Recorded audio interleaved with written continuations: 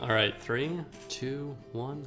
Hello everybody, Kane here today with an episode of WildLife Park, and today we are building a gorilla exhibit in the zoo, which I think turns out really interesting. I don't know, I really like this build overall, and I hope you guys like it too. I kind of tried to take inspiration from a couple of different zoos overall to try and get something that I thought would look a bit unique. Hopefully I kind of got that to work properly, but let me know what you guys think of the exhibit down below. Anyway, the main thing we start off with here is a kind of a viewing area, and to be honest, after I kind of finished building it and started looking back on it, I think it does turn out really nicely. It could obviously use a bit more detail here and there, but for the most part it's a pretty solid build for what I needed it to be. The thing I found funny with it is well, in a lot of ways, it kind of felt like it was just how I should have built the snow leopard viewing area we built ages ago when we were doing the whole Asiatic area. So yeah, it was kind of nice to kind of feel like I had finally made that build properly, which I liked. I was very happy with that. But yeah, anyways, you can see we're coming through, putting in the preparing to put the windows in and all that kind of stuff, all that jazz. And the roof. We don't really do much of an interior for this build, just because, well, I didn't really want to focus on the viewing area as like the big thing. I wanted to, you know, have the exhibit be the main focus of the episode.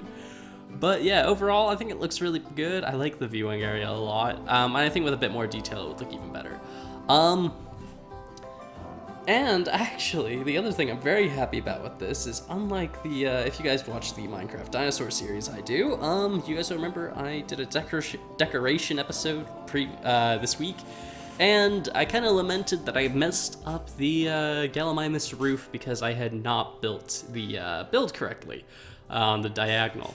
This build, I did, and that made me really happy that I actually did it correctly, and it's kind of making me want to go back to the dinos world and fix that up. So, hey, you know, once again, WildLife Park is somewhat inspiring the dinosaurs world, as it slowly is more and more.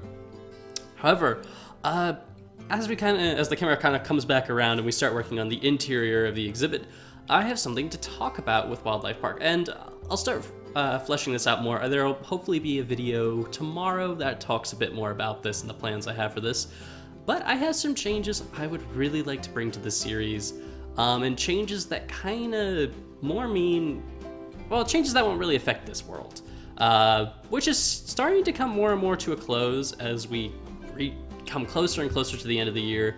We're going to start rounding off the park and kind of working towards completing it, but I have lots of plans for new zoos, and zoos plural, because I don't think we're going to do another big zoo like this in Minecraft, at least. Maybe if we start playing Planet Zoo, we'll do something big like this, but as far as Minecraft goes, this is the last mega zoo I do.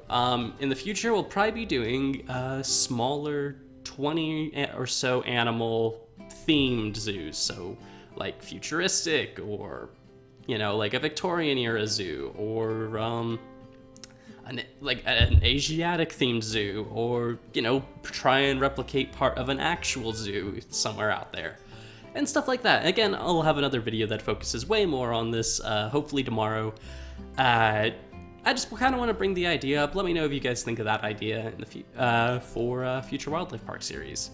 Anyways, you can see we're kind of coming back around. I didn't realize the sunlight was so, you know, just vibrant there, but we're building a big rock wall at the very back of the exhibit because why not? I like it. I think it looks cool, and it kind of adds this this feel I really like in exhibits. I love when I do a big viewing area type exhibit where it's like a big enclosed area, and I really want to keep that kind of feel throughout the exhibit. I like doing these big rock walls that kind of make it feel like it's its own little, like, I don't know, like valley or hidden grove or something like that. I really love that look.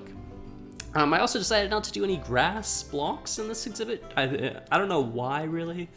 I think it was kind of inspired by the fact that when I was researching gorilla exhibits, most of them didn't have grass in them. At least the ones that I was looking at that kind of looked a bit more like this. Granted, most of those were indoor exhibits, but this one, which this one's kind of inspired by, I was originally going to put a roof on it, but ended up deciding not to because I don't know, it just didn't really feel like I didn't really feel like doing that. But a lot of them have this very kind of like gravelly dirt kind of look to them with lots of rock in it, and I think this looks pretty good overall. Now we're going through adding in podzol and actually a bit of actual dirt as well, just to kind of break up the texture a bit. I think I should have added concrete powder in as well to kind of, I don't know, give the ground texture a bit more of an interesting look. But overall, I think it looks really good. We also don't do any trees in this exhibit, except, well, I guess technically we do a tree. It's more of a fallen tree than an actual, like, typical tree we would build. And I like that a lot. It definitely does help kind of make this exhibit stand out a bit more, because it's not my usual kind of let's put trees everywhere because trees are amazing. Granted, I do still kind of wish I had done a tree, but I think it looks pretty good in the end. I'm pretty happy with how this looks. You can see the beginnings of this log right here. But I think that's about all I've got to say about the building of the enclosure, so I'm gonna let the time-lapse run, and I'll meet back up with you guys to give you a quick tour of the build.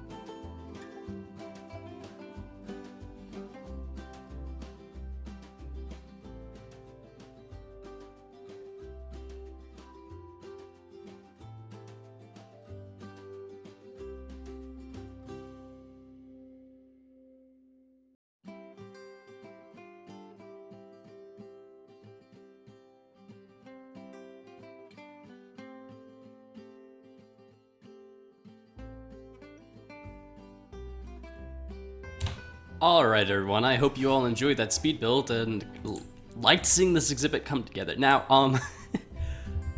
I may, just may, have put too many gorillas in here. Mostly because I realized if you held shift and then clicked with the spawn eggs, it changed the color variant.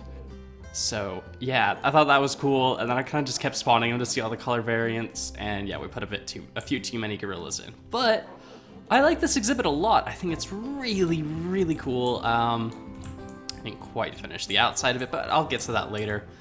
Inside, I like this. I think it's a cool little viewing area. It's not super complex, and it gives a nice little view.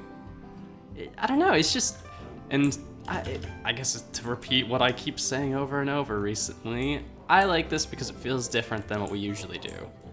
And I like that a lot. Man, there are way too many gorillas in here, but it's fine for now. One thing I really like is that I actually decided to, for once at least, use the enrichment items the mod has for like hanging toys and the tire swing. Oh gosh, I'm in a block. That was terrifying. And just toys everywhere, and I think that's really cool. I think it adds definitely a lot more life to this exhibit, especially since it's a gorilla exhibit or primate type exhibit where you really need more enrichment items. Man, they are loud. Very, very, very loud. But yeah, you'll notice I didn't put too many, well actually I didn't even put any actual trees in the exhibit, and that was due to my research of gorilla exhibits, in which there really aren't that many real trees. In fact, a lot of them are kind of like more climbing frames than trees, which I thought was interesting, so I tried to kind of do that here. Did end up throwing more leaves on here just to add a bit more interest and whatnot. I like that this gorilla is just up here. I think that's really cool. I mean, I'm sure I spawned him up there and he just hasn't left, but I mean, from here, that looks super cool to see that gorilla there. It does make me laugh though that this glass pane takes away all the reflectivity from the water with the shaders, and the water just looks so weird. But yeah, I think this exhibit really turned out well. It got in, you know what I completely forgot to do? I guess we can do that now. It gives us a little bit of extra something for the end of the video.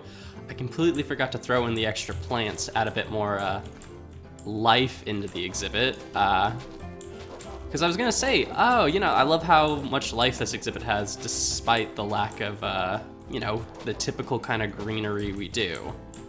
But yeah, there was meant to be greenery in here. I just kind of forgot to add it in. But that's okay. We can forget something once in a blue moon, as long as we do decide to go back and add it in, hopefully. And now we'll just throw in some fan palms and bada bing, bada boom, we'll be done. All right, and like that. Okay, I think that should be good enough. We don't need to completely overdo it. Yeah, okay, that looks a lot better. But yeah, I like that it's just kind of, I don't know. It looks lush, but in a very different way. And I like that a lot. I think doing, oh my gosh, that baby gorilla is very adorable. I like the fact that instead of doing the typical, you know, trees and stuff, we just did a bunch of vines coming in and out of the rock work and all that. Yeah, I think this is a really cool exhibit. I'm very happy with it. Yeah, anyway, I hope you guys have all enjoyed watching the build come together, enjoy looking at it. Let me know what you guys think of it in the comments down below, and what you guys would like to see next episode. And until next time, guys, see ya.